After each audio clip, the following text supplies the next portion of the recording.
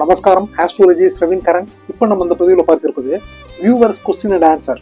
இதுக்கு சத்யராஜ் ஃப்ரம் கொடைக்கானல் ஒரு கேள்வி கேட்டிருக்கீங்க, பேசுனீங்க. மூலம் நட்சத்திரம் 4ஆம் பாதம், தனுசு ராசி, மீன லக்னம். மனைவி இறட்டாங்க, ஒரு 2-3 வருஷம் ஆகுது. பாப்பாவுக்கு ஒரு 4 வயசு ஆகுது, ஒரே பொண்ணு. 2ஆம் திருமணம் வாய்ப்பு எனக்கு இருக்கா, மறுமணம் உண்டா, ஜாதக ரீதியாக கொஞ்சம் பார்த்து சொல்லுங்க சார். நான் ஒரு நார்மலான ஒரு ஆர்டினரி வேலையில தான் இருந்துகிட்டு இருக்கேன். நான் உங்களுடைய பதிவுகளை ரெகுலராக பார்த்துக்கிட்டு இருக்கேன்.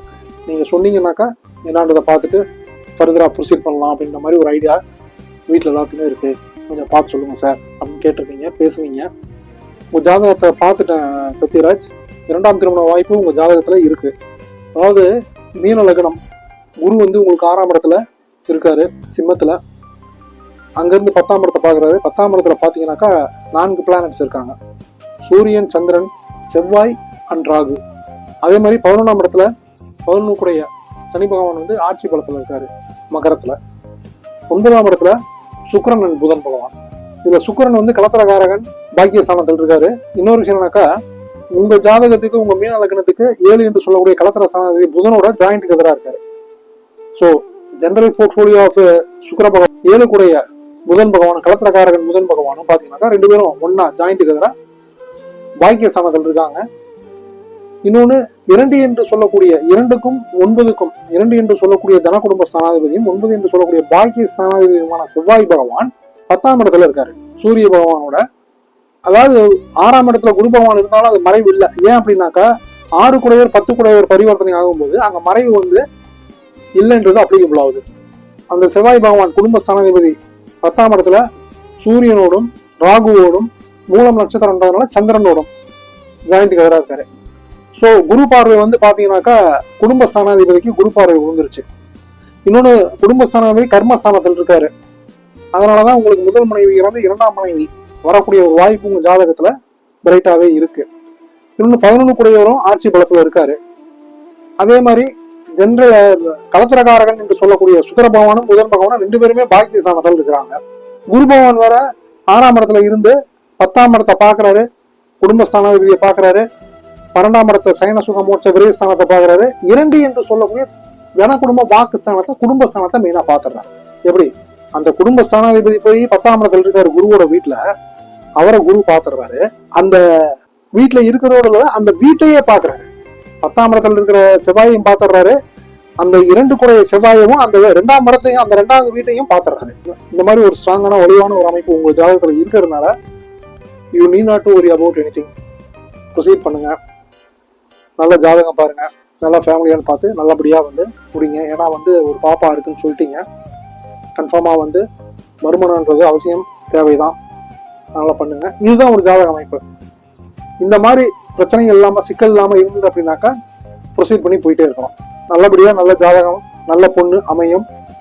உங்களுடைய இல்லற வாழ்க்கை, மேரிட்டல் லைஃப் என்று சொல்லக்கூடிய இல்லற வாழ்க்கை நல்லாவே ஃப்ரூட்ஃபுல்லாக இருக்கும் அப்படின்றது அஸ்ட்ராலஜிக்கலாக என்னுடைய ஒரு opinion and blessings. Okay. Sathyaraj கொடைக்கானல்ல இருந்து நமக்கு அனுப்பிட்டு ஃபோன் பண்ணாரு, பேசினாரு. நான் ஜாதகத்தை பார்த்துட்டு அவருக்கு ரிப்ளை பண்ணிட்டேன்.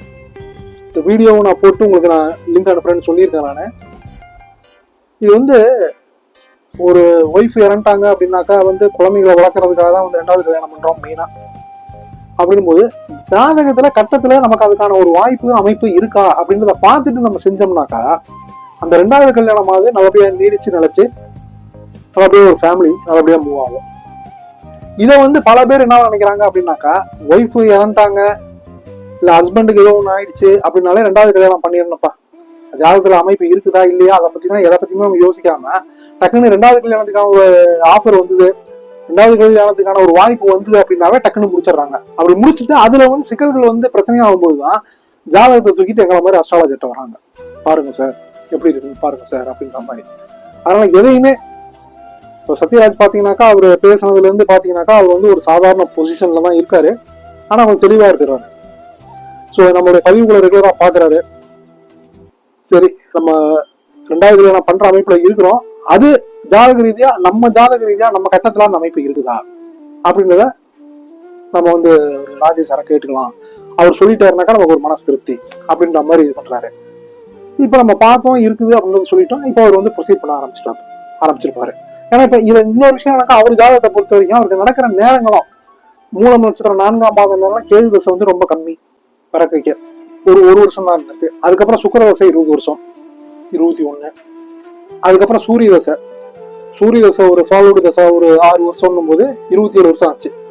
27க்கு அப்புறம் சூரியனுக்கு அப்புறம் சந்திரன் வந்துருச்சு 10 வருஷம். 37 வயசு வரைக்கும் அவருக்கு யோகமான தசை நடக்குது. இந்த யோகமான தசையில தான் அவருக்கு ஆக்சுவலா வந்து ஒய்ஃபும் இறந்துருக்காங்க. ஏன் அப்படின்னாக்கா 5 குடைய அந்த சந்திரன் பாத்தீங்கன்னா 9ஆம் இடத்துல நீச்சமாகறதுனால நேச்சுரலி நடந்திருக்கலாம். அதனால இது இந்த மாதிரி அதை இன்டெப்தா போனா அது முடிஞ்சு போன ஒரு மேட்ரு. அதுல வந்து அவருக்கு மறுமணத்திற்கான வாய்ப்பு இருக்கு ஜாதகத்தை மீறி ஒண்ணுமே கிடையாதுங்க. கட்டத்துல இருக்கிறது தாங்க திட்டத்துல வந்து அப்ளிகபிள் ஆகி நடைமுறையில நடந்துகிட்டு இருக்கு போயிட்டு இருக்குதுங்க. ஸோ இதுதான் விஷயம். ஸோ இப்ப நடக்கிற தசை ஒரு யோக தசை அப்படின்றதுனால இதுல வந்து முதல் தாரம் போய் 2ஆம் தாரத்திற்கான வாய்ப்புகள் இதுல பிரைட்டாக இருக்கு. இப்ப அவர் வந்து ஒரு மனசு திருப்தியா மனசு நிம்மதியா பாக்குறாங்க.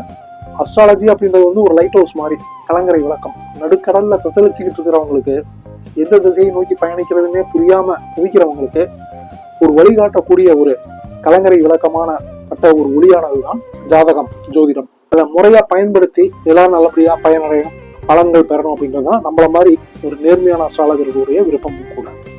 நல்லதே நினைப்போம், நல்லதே நடக்கும். பெற்றவங்களை பண்ணுங்க, அம்மா அப்பா ஆசீர்வாதங்களை வாங்கினீங்க அப்படின்னாலே ஆண்டோடைய அனுகிரகம் ஆட்டோமேட்டிக்கா கிடைக்கும். மீண்டும் அடுத்த பதிவுல சிந்திக்க இருக்கிறதோட நமது சேனலை ரெகுலராக பார்த்து வந்து ஜாதக சந்தேகங்களை நிவர்த்தி பண்ணிட்டு நலங்களும் வளங்களும் பெறுவதற்கு கையோட சப்ஸ்கிரைப் பண்ணிக்கோங்க. ஓம் நம சிவாயம். ஆஸ்ட்ரோலஜி ஸ்ரவின் கரண்.